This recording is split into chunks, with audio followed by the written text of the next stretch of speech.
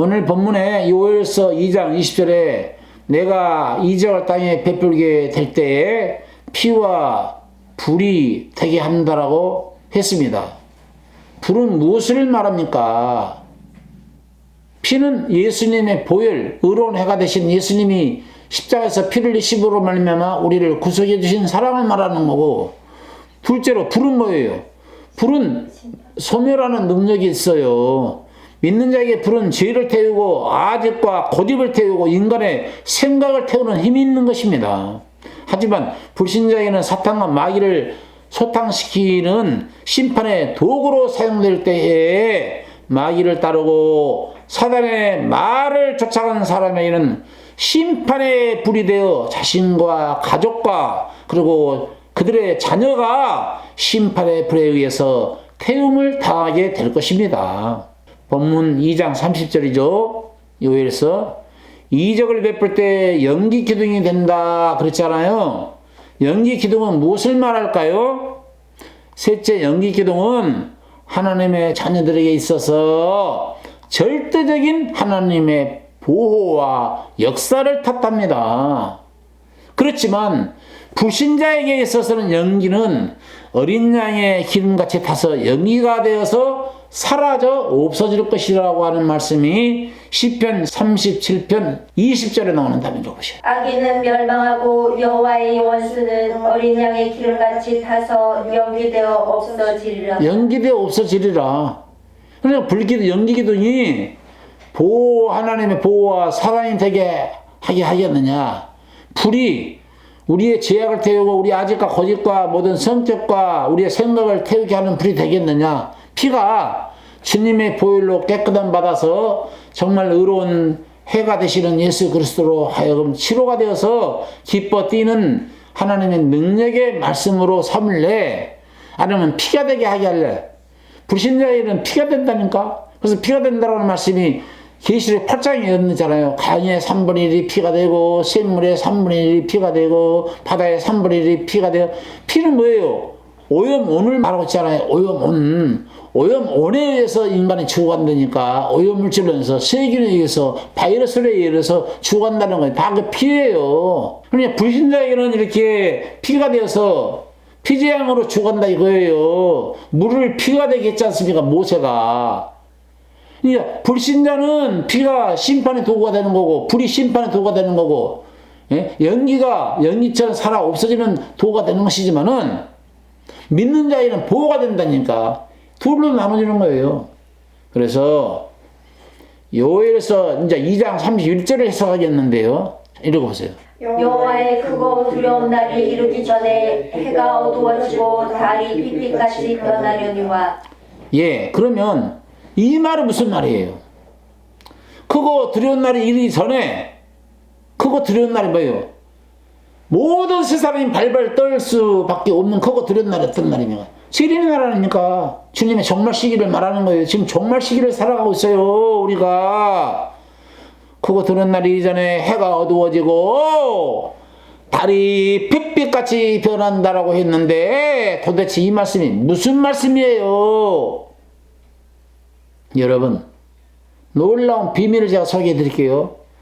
해, 달, 별들이 빛을 잃어버릴 때쯤에 피와 불과 연기 기둥은 하나님의 심부름꾼이 되어서 악인을 소탕하게 되는 소탕의 도구가 되게 될 것입니다.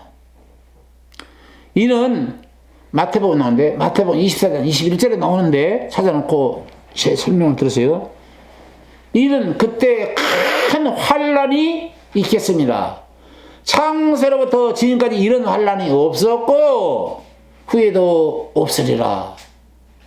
그게 마태복음 24장 21절인데 마태복음 24장 21절에 여기서 큰 환란을 해냈는데 여기서 말하는 큰 환란은 예루살렘 70년의 예루살렘 멸망을 말하고 있는 거예요. 유대인들한테는 이루 말할 수 없는 큰 환란이죠. 그때 110만 명이 죽었지 않습니까? 로마 티토 장군에 의해서 실질적으로 이루어졌어요. 그러나 이루어졌지만 성경은 이중적, 삼중적 예언이 들어있기 때문에 이 큰 환란이 있겠습니다. 창세로부터 지금까지 이런 환란이 없었고 후에도 없으리로다.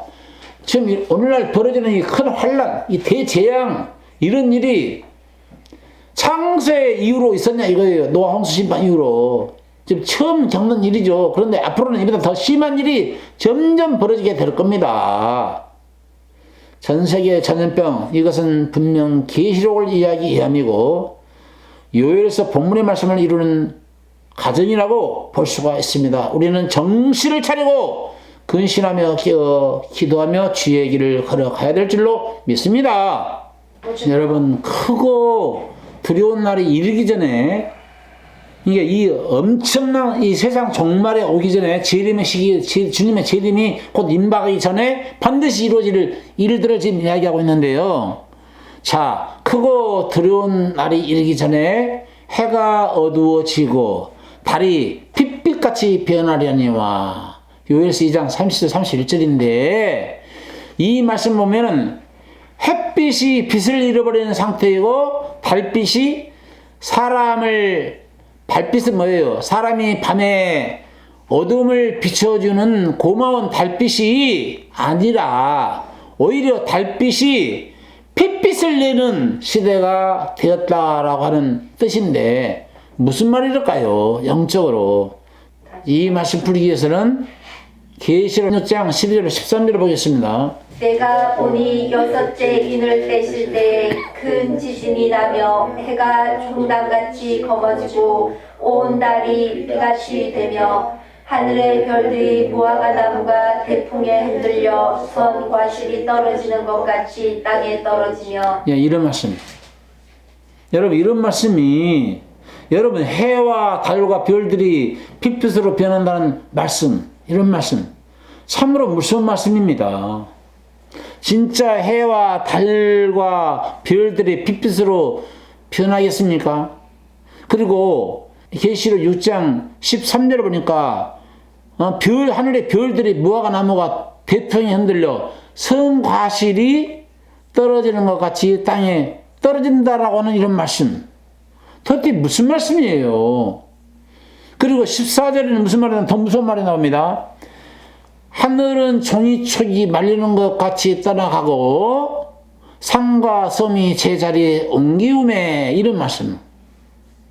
먼저 제가 하늘은 종이촉이 말리는 것 같이 떠나간다라고 하는 말씀을 먼저 해석해 드릴게요. 그리고 산과 섬이 제자리에서 옮겨진다라고 하는 이런 말씀, 이런 비유법, 이 상징법, 비사, 이런 것들, 영적인 이런 말씀들을 사람들이 모르기 때문에 계시록을 엉뚱하게 잘못 풀어도 잘못 풀어진 대로 따라가죠. 진짜 이게 진리인 줄 알고 따라가다가 멸망 맞는 곳 있잖아요. 신천지 같은 거. 이단 사이비들이 잘못 풀고 있지 않습니까? 어려우니까. 정통교회 목회자들이 이런 메시지를 바로 풀어지게 되면 넘어가지 않는데 못 풀어지니까, 알고 싶은데 안 풀어지니까 그들이 잘못 푼 말에 진짜 같다 비스름하게 풀거든요. 그러니까 따라가다가 멸망당하게 되는 거 아닐까요? 오늘 제가 이 말씀을 정확히 해석을 해드리도록 하겠습니다. 자, 하나님은 하나님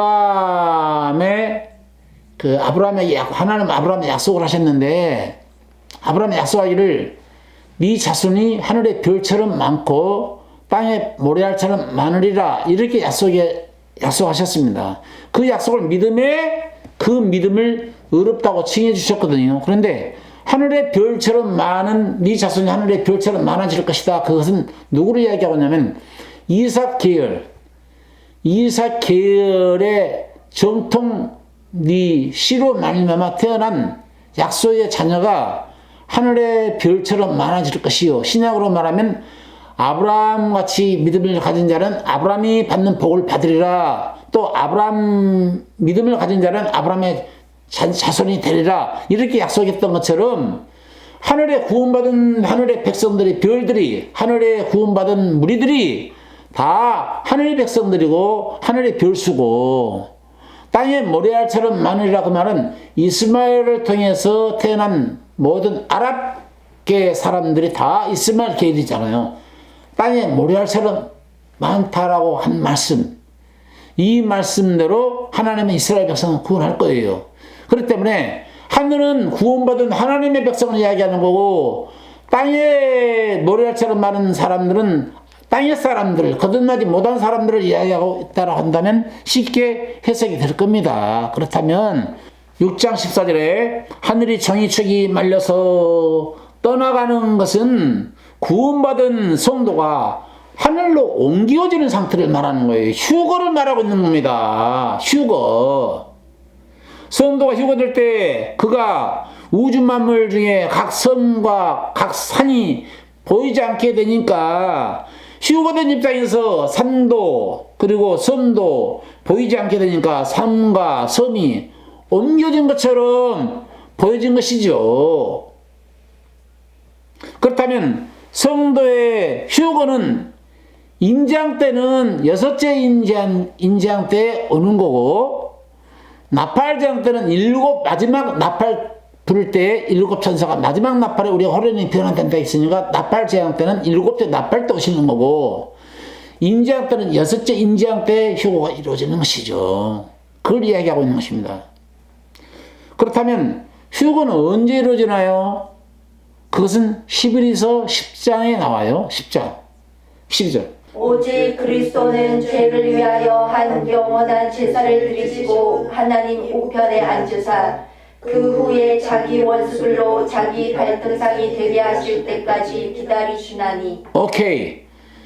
그러니까 크고 두려운 날이 이르기 전에 말라기서에는 의로운 해가 먼저 떠올라서 치료하는 광선을 바라신다고 약속을 하셨고, 그 이후에 그 사실을 받아들이지 않고 치료받지 못한 사람들은 심판을 받는다는 얘기고, 요엘에서도 제사함 받고 하나님의 영을 받고 성신을 받은 자가 요엘에서 2장 30절 되기 전에 남종과 여종에게 성신을 부어주리라 이렇게 말씀하셨잖아요. 제사함 받으면 성령이 선물로 오지 않습니까?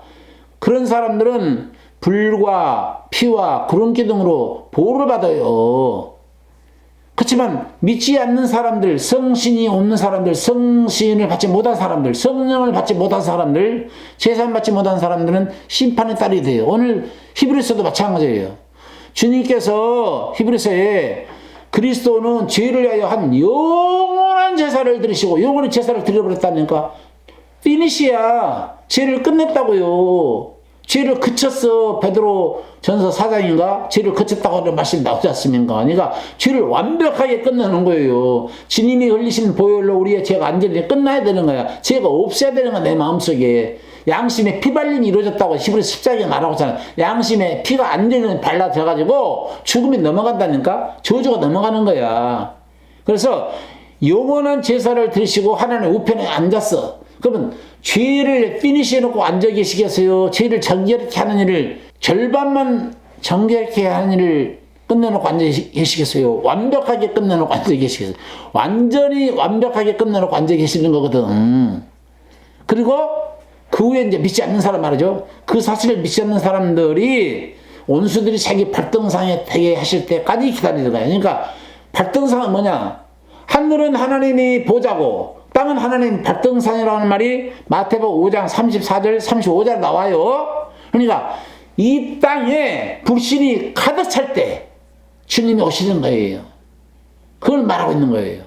재림은 해와 달과 별빛이 빛빛처럼 변하고, 하늘의 별들이 정말 무화과 대풍의 성과실이 우수수수수 떨어질 때쯤 될 때에 오시는 겁니다. 그런데 중요한 것은 하늘의 별들이 땅에 진짜로 떨어진다는 말이겠는가? 그럼 어떻게 하늘의 별들이 떨어진다고 한다면 우리 인간이 어떻게 살아남을 수가 있겠는지요? 태양보다 더 큰 별이 안타레스라는 별이에요. 태양이라는 안타레스라는 별이 속이 비릴 때 태양이 6,400개가 들어갑니다. 근데 안타레스보다 더 큰 별이 헤라클레스입니다.